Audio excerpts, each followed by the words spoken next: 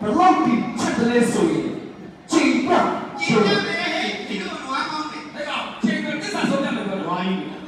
သစ္စာဆိုကြမယ်ပြောတာဘုရားရှင်ဝင်းလုံးလေးကိုဘယ်နဲ့လားကိုရိုလေးကရှင်ပြအသေးတဲ့နှလုံးသားလေးကြောက်တဲ့ပူတူတီဟောရပါပြီဒီဘုံတော်တော်လေးချစ်လေးတော့ကြည့်ပြီးဘ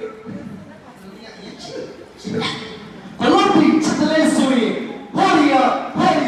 ငေချုံလေးအားလုံးမောချုံပြီးနေရပါစီ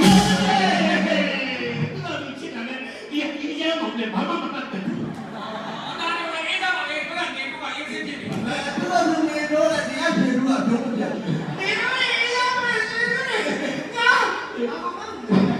။ဘာကောင်းလဲ။ရှောက်ကြည့် ဒါဆိုရင်ခင်ဗျားတို့ကတော့တကယ်ချစ်တာပေါ့နော်ဒီချစ်တော့ဘိုးနဲ့ပဲအချစ်လို့ဆ